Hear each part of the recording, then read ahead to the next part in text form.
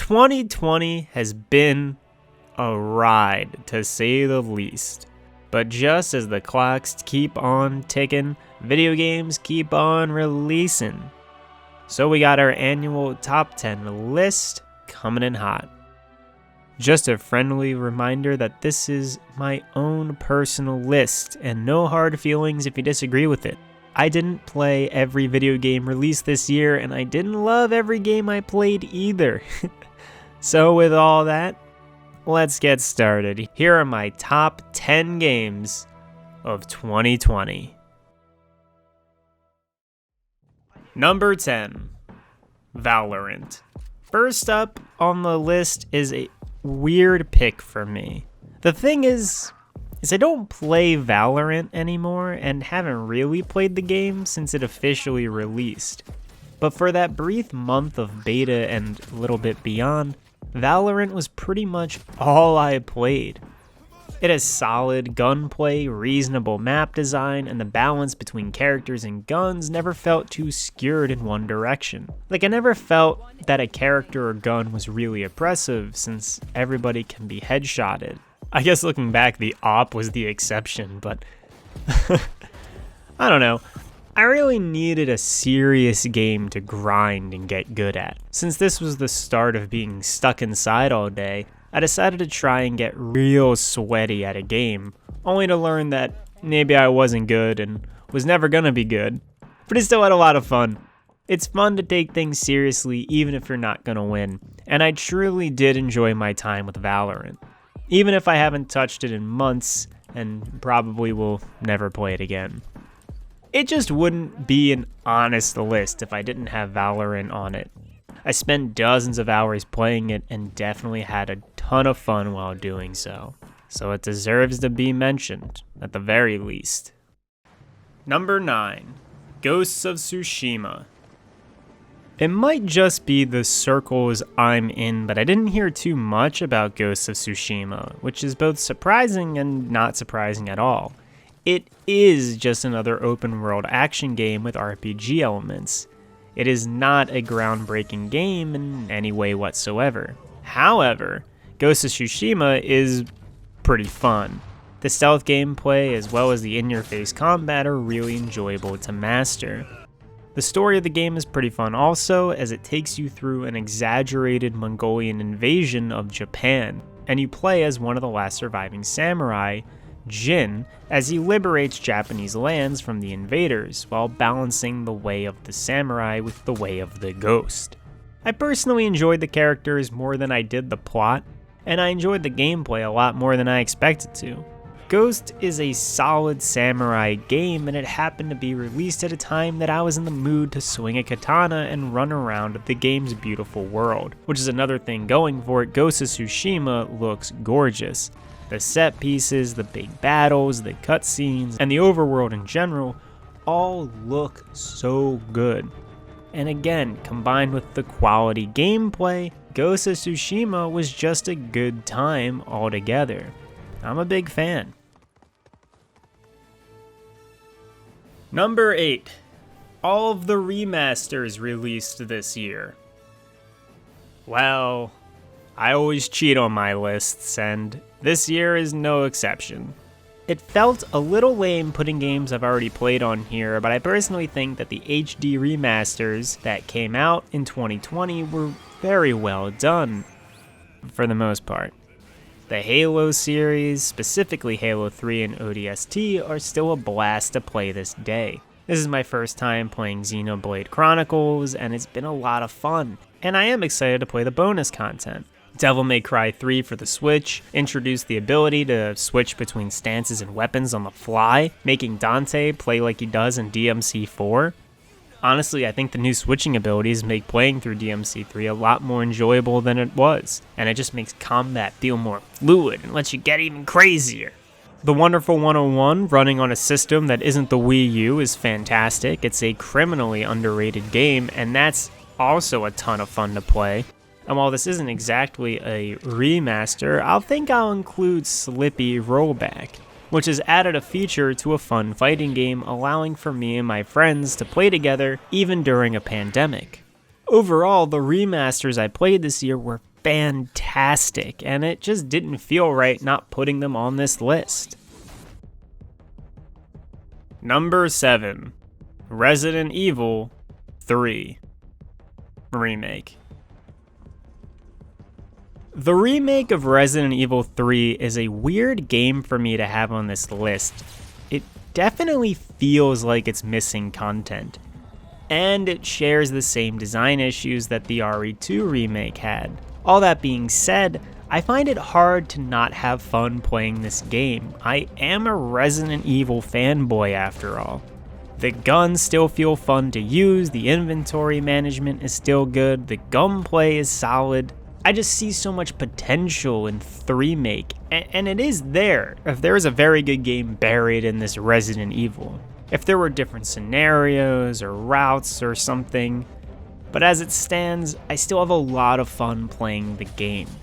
I think while the game is too short, it's still mechanically a pretty fun time.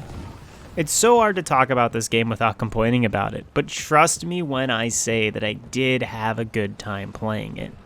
I got spooked a couple of times, and I enjoyed revisiting it. Enjoyed exploring around and solving puzzles and stuff. While Resident Evil 3 is a fun game, it is just so obnoxiously short with no additional replay incentives besides bragging rights, which just isn't good enough for me for a game of 3 makes length. Ugh, there I go complaining again. Just trust, I would only whine like this if I really liked the game and wanted it to live up to its full potential. Number 6. Fall Guys. Fall Guys is a game we needed this year. It's an accessible game that people can play with their friends. I personally really enjoy the low-key goofiness of the game. I never take Fall Guys too seriously and usually end up having a pretty decent time playing it. What truly elevates Fall Guys though is the fact that I can play with my friends, and it's so easy and carefree that even my non-gamer friends play Fall Guys. It's been a pretty social game for me this year, just grouping up with 3 buds and messing around. The actual gameplay of Fall Guys is simple, but because of how simple it is, it creates high competition since almost everyone is able to complete a course. The minigames are fun, the outfits are cute, and the mechanics are, they're good enough. There's a charm to Fall Guys that other multiplayer games just don't have. It's cute and it's stupid. So cute and so stupid that it gets away with physics that would ruin any other video game. Well, there is also this big reward for winning a game of Fall Guys, getting that crown. And winning a Fall Guys game session, whatever, is pretty satisfying. I don't know if it's more satisfying than winning any other Battle Royale game, but it's still fun and fulfilling regardless. And getting the costumes and cosmetics are oddly addicting, and the game has continued to add content at a pretty regular pace. All in all, I think Fall Guys definitely deserves the success it's gotten. It's a good time. Number 5. Gunfire Reborn. I love Gunfire Reborn. This game is so good. I already talked a lot about it in a previous video, but since then Gunfire has added even more content and polish. It's a solid combinations of Borderlands-like weapon collecting and gameplay, plus roguelike level design. There is a lot going for Gunfire and all of it works. It's truly impressive. The unlockable abilities, the talent trees, the different characters, and of course the guns. The gunplay is so satisfying and diverse with a bunch of different builds and effects that work with each other. Plus, the randomization factors that are in the game really do make each playthrough unique. What I really enjoy the most about Gunfire are the guns themselves. There's such a wide variety of weapons and they just get crazier and crazier. And the feedback and recoil and sound effects when you get a headshot, it's so good. Everything involved with the weapons in this game is just great. They're so dang satisfying to use. Along with the mechanics is an art direction that I dig a lot too. Big fan of the cartooniness of the world of Gunfire, along with some of the enemy designs. I spent like half of a video talking about Gunfire Reborn already, so if you're interested, you can go check that out. But, just trust your homie here. This game is very top tier. So, real quick, if I had known that Control had come out last year, it would have been on the 2019 list for sure. However, I was told it was coming to PC in 2020, and when I checked it on Steam, it said it's not coming out until 2020, so I just assumed that was correct. But apparently, Control came out in the Epic Games Store in 2019, so big rip. Anyway, I was really interested in Control when I first saw the trailer for it, and it seemed weird and different. And for the most part, Control is weird and different. It's also smart. Control is a game that houses a lot of interesting ideas and uses the medium it's in to really convey a true sense of the word weird. It's very Twin Peaks-esque. For the most part, I enjoyed Control's story, environment, gameplay, and atmosphere. I don't think the game sticks the landing, but honestly, so much of this game is so good that the ending not being great doesn't bother me. In Control, you follow Jessie as she makes her way through the Bureau of Control, dealing with otherworldly creatures and anomalies, all in the search for her missing brother. As Jessie goes deeper into the Bureau, more of the greater cosmic universe around her gets explored, and it probably has one of the more interesting takes on humanity and our complacency with ignoring the weirder things in the shadows. I personally find Control to be a thought-provoking game as well as a fun one. There are puzzles, secret bosses, combat challenges, and other cool gameplay stuff to do, along with an engaging story and theme. Honestly, if it wasn't for the ending, which isn't bad, it just isn't great, Control would be higher on the list. But regardless, I haven't played a game like Control in a long time, if at all, and I think it rightfully deserves the number 4 spot here on my list. Number 3. Hades. Supergiant Games' latest game is currently dominating the Twitterverse, and rightfully so. Hades is a roguelike action brawler that takes all the things people love about Supergiant Games: beautiful art and music, likable characters, fantastic voice acting, and diverse gameplay, and combines it all with the popular roguelike genre. In Hades, you play as Prince Zagreus, son of the god of the underworld, as he attempts to make his way to the realm of the living. You battle throughout the levels of hell, fighting minions, challenging bosses, and making friends, all to lead up to an eventual escape. What's so compelling about Hades is its characters and the overall story that's being told. With each attempt made to leave the underworld, more of the story is told, and more characters are met, and more characters are fleshed out. There's a lot of narrative focus in Hades, which is great. It makes it a really unique experience. That coupled along with truly excellent gameplay. Zagreus has a whole armory of weapons that each have their own unique upgrades and varying playstyles, alongside rewards from the gods of Olympus who offer him boons, which make every playthrough different. The vast array of abilities, combos, builds, upgrades, and items can make any playthrough of Hades as unique of an experience as you want it to be. With fantastic gameplay and a terrifically well-told and paced story, coupled with beautiful visuals and sound design, lead Hades to be one of the best games released this year. It makes plenty of sense why so many folks, including myself, love it so much. Number 2. Among Us. I've been waiting for such a long time to play Among Us. Unfortunately, no one else got interested in it until the game blew up on Twitch earlier this year. However, because of the way this year has panned out, with all my friends being online and not being able to physically hang out, Among Us was a great way to bring us all together, especially during a time when we felt so alone. Real quick though, a little factoid about me: I love deceit games. Mafia, Resistance, Werewolf, Avalon, and of course, Among Us.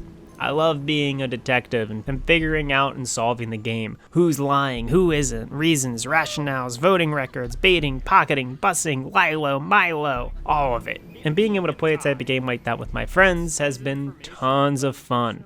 Unlike any other game on this list, Among Us was the one game that just sat in my Steam library for so many months, with me just waiting to play it. and I had finally given up on ever playing it again until the miracle came that it became popular. And just the overwhelming joy I have now that other people want to play it with me is just above and beyond anything any other game released this year could provide.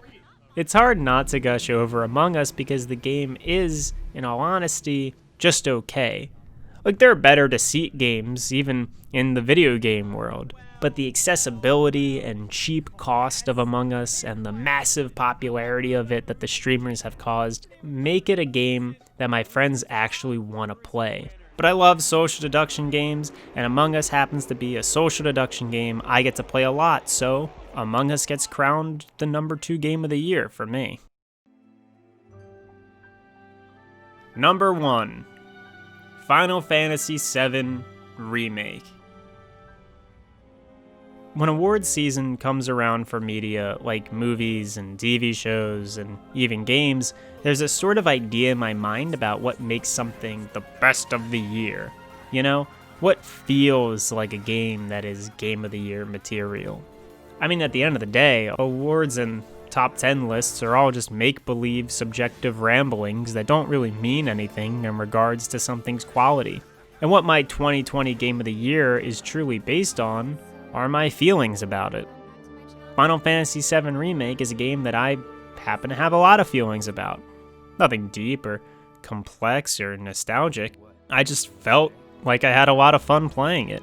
While I played a good amount of the games on this list for longer periods of time than I did FF7, the latest retelling of Cloud vs. Sephiroth was the game I played the longest in one sitting. I remember starting the game up in the evening at like 7 p.m. and not stopping until 4 o'clock in the morning when my bloodshot eyes just couldn't stay open anymore. And no game this year made me want to keep playing without stopping. No game except Final Fantasy VII Remake.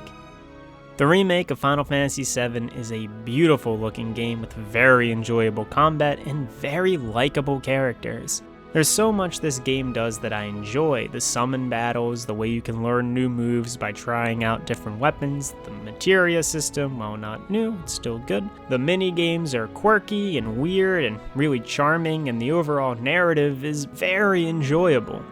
If you don't know, the remake only covers 1/4 or so of the original Final Fantasy VII, but because you spend more time in the beginning of the game, it gives more time to showcase who the bad guys are, and it gives a lot of space for the main characters to breathe and be fleshed out. And while I do have negative opinions about the game, I go into detail about that stuff in the review, I really want to focus on the good qualities. The game just felt the most complete to me.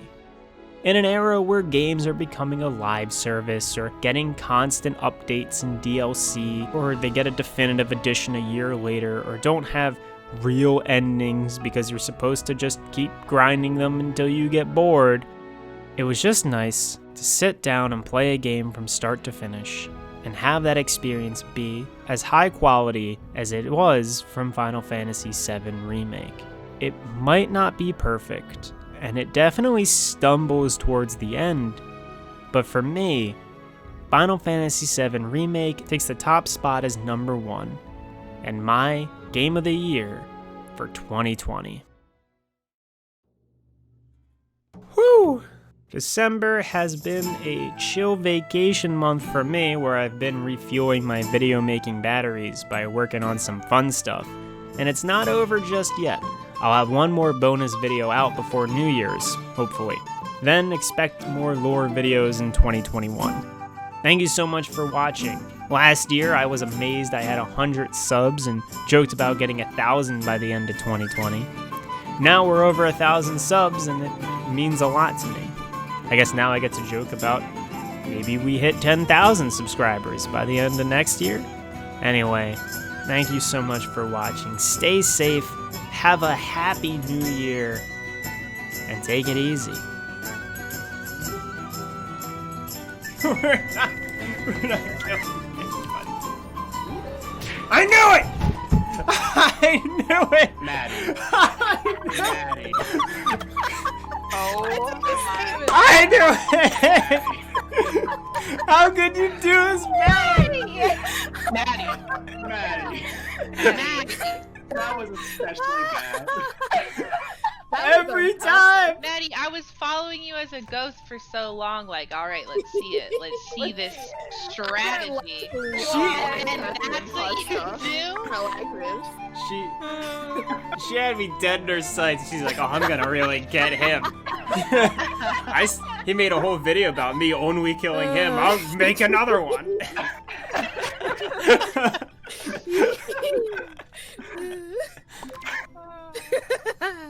I wonder who it is.